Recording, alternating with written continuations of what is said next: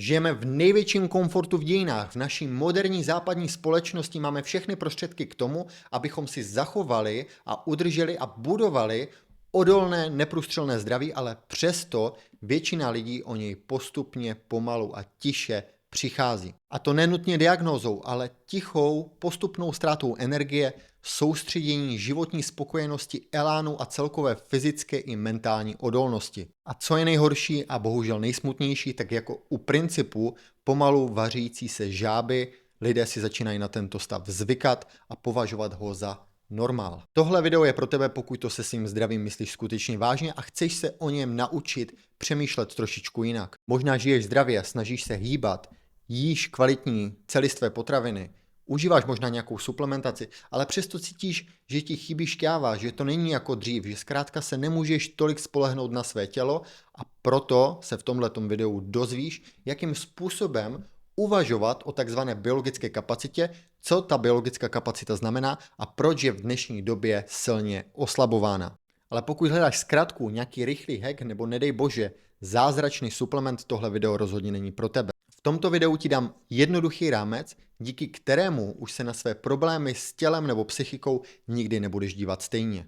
Jmenuji se Lukáš Rusek a tohle je kanál, který ti pomůže znovu získat zpátky svou biologickou kapacitu. Záměrem tohoto videa rozhodně není vyjmenovat všechny faktory, které dnes v moderní společnosti na nás působí a oslabují naše fyzické, potažmo psychické zdraví. Záměrem je v jednoduchých metaforách vysvětlit princip biologické kapacity a jak tento model využít ve svůj prospěch. Uveďme si konkrétní příklad modelu běžného moderního člověka, s kterým se například já setkávám ve své klientské praxi, ve kterém se možná někteří z vás uvidíte nebo minimálně znáte někoho ve svém okolí. Jedná se o člověka, muže nebo ženu okolo 30 až 40 let, který žije papírově zdravě, nekouří, pije příležitostně, párkrát týdně si zajde do fitka, když to vyjde, užívá nějaké suplementy, například že na podzim a v zimě vitamin D, občas si vzpomene na hořčík, sem tam si dá nějaký protein a ten člověk si myslí, že žije zdravě a objektivně má pravdu. Dělá totiž takové ty obecné základy. Ale když se začnete ptát, tak takový člověk je často unavený,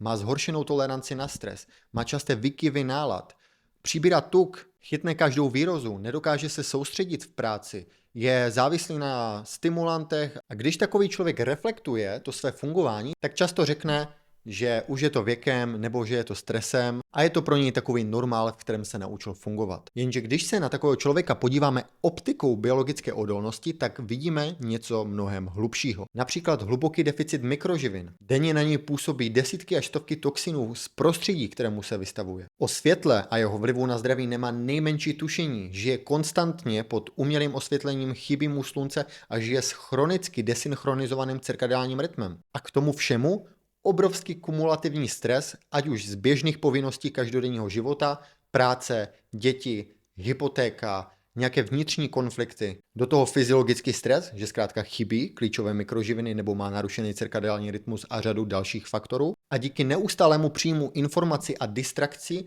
tak neustále napnutý nervový systém, který neumí vypnout a odpočívat. A to je, dámy a pánové, past. Takový člověk totiž je v zapomnění, že je v amnézii, co to skutečně znamená biologická kapacita, maximální vitalita a odolnost. Naučil se přežívat, nikoli prosperovat. A byť si například myslí, že když dělá základy, tak je v pohodě, tak je důležité neplést si, dělat základy a mít plné baterky ve formě biologické kapacity. Většina moderní společnosti dnes žije na dluh, ale neví o tom. A ty příznaky, co popisují věku anebo stresu, tak nejsou normální, ale jsou určitým metaforickým výpisem z účtu a tím se dostáváme k další části. Biologickou kapacitu si totiž můžete představit jako kapitál, s kterým se hospodaří buď to dobře, anebo špatně. Na fyziologické úrovni jej tvoří mitochondriální kapacita. Mitochondrie jsou energetické továrny pro naši buňku.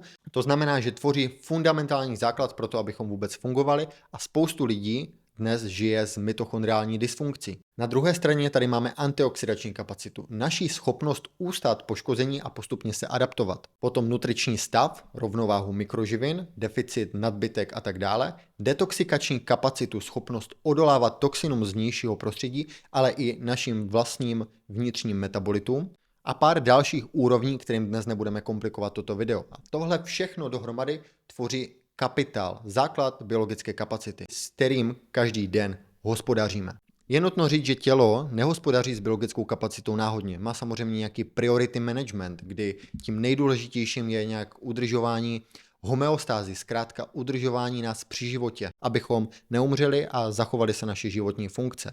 Můžeme toto hospodaření rozdělit do základního rozpočtu, který nám metaforicky pomůže celou tuhle problematiku pochopit. Ve chvíli, kdy tělu chybí biologická kapacita, vždycky škrtá odzhora. Spodek pyramidy pomyslné tvoří právě ty životní funkce a zajišťování životních funkcí a ten samotný vrchol pyramidy biologické odolnosti, to je přesně naše schopnost abstraktního myšlení, dosahování cílů, mít energii a nadchnout se pro něco, zkrátka žít život podle našich představ. Pojďme si to tedy jednoduše shrnout. Spodek pyramidy tvoří přežití, srdeční frekvence, dech, udržování termoregulace, mozkové funkce, metabolismus, základ, který nás drží pohromadě. Opatro ví, že je běžné fungování. To znamená schopnost pracovat, soustředit se, vykonávat nějaký pohyb, mít libido a mít schopnost se rozmnožit, mít nějakou náladu, mít nějakou motivaci. A ten samotný vrchol, jak jsem říkal, abstrakce, schopnost dosahovat cílu, dosahovat nějakého maximálního potenciálu naší vitality, energie, třeba v rámci sportu a výkonnosti nebo v rámci pracovních úkolů. A co jsem neřekl a co je velmi důležité, tak na tom vrcholu té pyramidy stojí i naše odolnost a schopnost adaptace. To znamená, že z nějakého stresu a úsilí a příkoří, co zažíváme, tak vevstáváme silnější. Prakticky to celé znamená, že ve chvíli, kdy máme postupně ztrácející biologickou kapacitu v důsledku moderního způsobu života a to, co nám utíká, a my si ještě řekneme ty konkrétní příklady, tak se stává přesně to, že jsme častěji nemocní, hůř regenerujeme, hůř snášíme stres a zkrátka už se nám ten život žije hůř. Co by nás normálně nevyvedlo z nějak z míry, tak každodenní povinnosti a tak dále nás stresují čím dál tím více. A všechny tyhle příznaky můžeme připodobnit výpisu z účtu. Je to zkrátka zpětná vazba těla, že něco nefunguje optimálně. A že tělo omezuje vyšší funkce našeho těla, potažmo psychiky, k tomu, aby zachovalo své životní funkce. Zkrátka už chybí kapacita na to, abychom měli plný elán a regeneraci a vitalitu a to, co od toho těla chceme nebo si přejeme. A často tím, že se to objevuje plíživým způsobem, tak to lidé začnou považovat za normál, o čem jsem mluvil na začátku tohoto videa, a to je na tom to nejnebezpečnější, protože postupné zvykání si na postupnou ztrátu biologické odolnosti může dřív nebo později vyústit v nějakou nehezkou diagnózu, což už je pro člověka takový ten wake-up call a stopka, že je potřeba začít ten život nějakým způsobem přehodnocovat. Problém moderního života je, že nehospodaříme efektivně a vytváříme biologický dluh. Bereme si půjčku proti kapitálu a splátky ty si tělo samozřejmě bere s úrokem ve formě větší únavy, poklesu výkonu, vyšší zánětlivosti, nedostatkem motivace, zhoršené nálady, snížené tolerance na stres, zhoršenou regeneraci a řadě dalších projevů. Rád bych se vrátil k úvodní otázce. Proč v rámci největšího komfortu v historii chřadneme? Protože samotný komfort je částí problému. Biologická kapacita i odolnost se staví z postupného dávkování stresu, který je postupně kompenzován. Může jít o působení chladu, hladu, fyzické zátěže, mentální zátěže, na kterou si tělo postupně zvyká, buduje toleranci a tím se posouváme samozřejmě dále. To je jednoduše princip horméze, kterému se na tomto kanálu budeme určitě dále věnovat. Jenže moderní komfort tyto vstupy odebral a nahradil je jinými vstupy, na které ale nejsme evolučně stavění, jako je například právě působení modrého světla v noci, enormní psychický chronický stres, ultraspracované jídlo, toxiny a nepřetržitá stimulace. Tomuto rozporu říkám mismatch, tělo designováno na jedno prostředí, ale zasazeno do prostředí úplně diametrálně odlišného. No jo, pořád se tady bavíme poměrně abstraktně. Pojďme si říct teďka konkrétní příklady faktorů, které nejvíce oslabují naši biologickou kapacitu a které mají celospolečenský vliv na to, že jako společnost a jako jednotlivci postupně ztrácíme energii, ztrácíme vitalitu. Jako první bych zmínil obrovské téma cirkadiálního rytmu a vlivu světla na naše zdraví. Cirkadiální rytmus, cirkadiální systém je master systém. Ovlivňuje v našem těle téměř úplně všechno. Pokud rozbiješ své vnitřní hodiny tou desynchronizací, vlivem například umělého modrého světla před spaním, rozbiješ kompletně celý rozpočet. Tvůj kapitál začne mít díry a začíná ti utíkat spousta energie a spousta odolnosti. Tvé tělo se nestíhá obnovit tak efektivně, přicházíš o svůj nejsilnější lék ve formě melatoninu, který ti každou noc může obnovovat. Další faktor bych tady zmínil nedostatek pohybu a sedavý životní styl. To je jednak rizikový faktor pro ztrátu svalové hmoty, ale současně velký narušitel našeho metabolismu, kdy sedavý životní styl je silně asociovaný s rizikem metabolických poruch v čele s diabetem druhého typu, s prediabetem. Dále jsou to nutriční deficity, deficit mikroživin v našem těle, potažmo jejich nerovnováha. Zde je to samozřejmě individuální, ale celospolečensky se nejčastěji bavíme o deficitu, subklinickém deficitu hořčíku, často deficitní je u žen železo, ale mohou to být i specifické vitaminy v tucích, jako je vitamin K2 a další. Samostatnou kapitolou je působení toxinů. Ty se často ve studiích zkoumají izolovaně, zdají mají efekt, nemají efekt, dělají se specifické normy, ale v realitě na nás působí stovky až tisíce toxinů, které mají schopnost ovlivňovat naši fyziologii a cílem biologické kapacity funkční je umět těmto toxinům odolávat. Nežít v sterilním prostředí a bát se šáhnout, já nevím, na účtenku, ale vědět o problematice, znát zákonitosti, jak se dá jaterní detoxikační kapacita posilovat a kde můžete ve svém prostředí ubrat ten největší toxické náloži. No a v neposlední řadě pro toto video chronický stres a celkové přepínání nervové soustavy.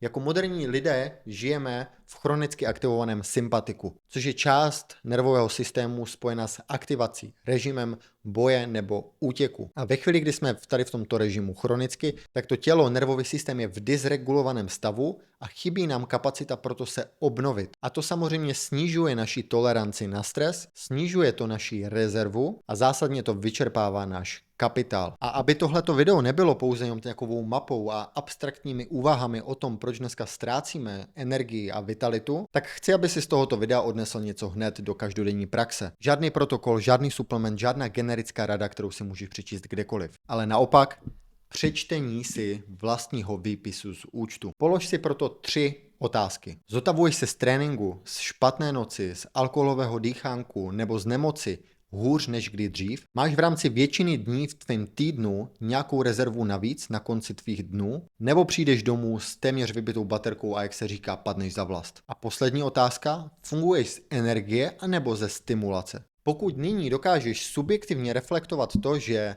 u každé z otázek, kterou jsem položil, cítíš nějakou nerovnováhu, není s tebou nic špatně, není to vada charakteru, ani to není věkem, je to jednoduše výpis tvého účtu, který ti dává zpětnou vazbu, že jedeš více na dluh. A co je důležité, dluh se dá splatit a biologická kapacita se dá obnovit. No a na závěr bych rád řekl, že cílem není, abyste se stali biohackery a optimalizovali každou oblast svého života, abyste byli posedlí protokolem a museli žít určitým způsobem. Vůbec ne. Cílem není honit dokonalost ani nespočet dalších hacků. Cíl je jednoduchý.